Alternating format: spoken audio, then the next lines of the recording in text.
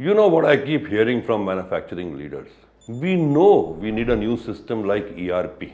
But what if something goes wrong? What if operations come to a halt? मैं क्या करूं? And because of this one fear, our decisions get delayed. Months pass, sometimes years. I get it. The fear is real. But today, I want to show you that there is a way to test any new system without putting your current operations at risk, not even for a single day. Welcome to my talk series Kya Karu for business owners like you.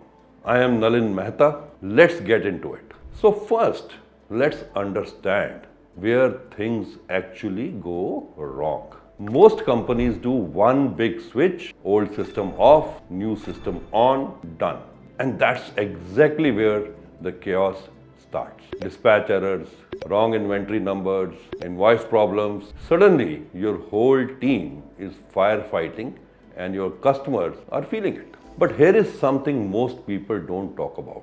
The system is not always the problem. Very often, the problem exists before the system even comes in.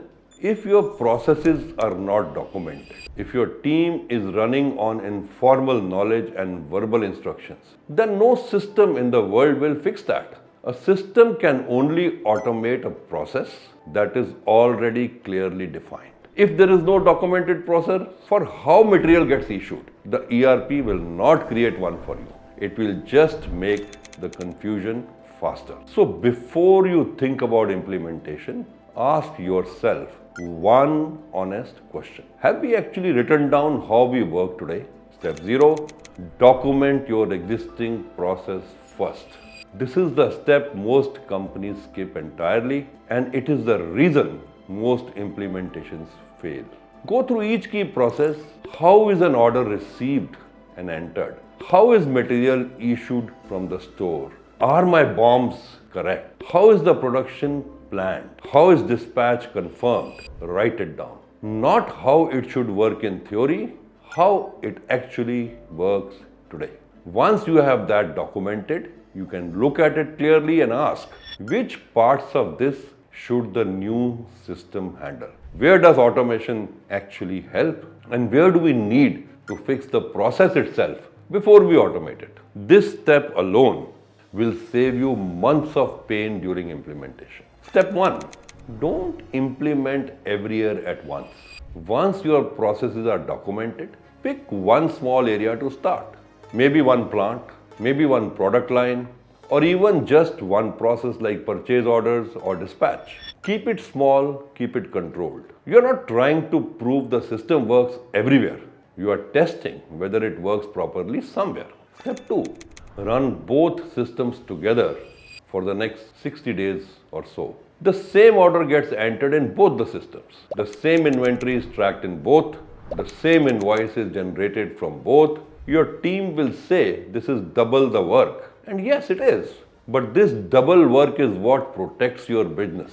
Because if something breaks in the new system, your old system is right there running everything smoothly. No panic, no disruption, no customer impact. Step 3, compare every single day. This one is critical and most companies skip it. They run both systems but never actually sit down to check the difference. This is where the parallel run fails. Every day, your team should be asking 3 simple questions. What is the old system showing? What is the new system showing? And where is the difference coming from? Create a simple daily tracker.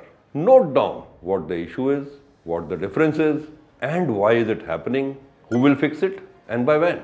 Without this step, a parallel run is just a waste of time.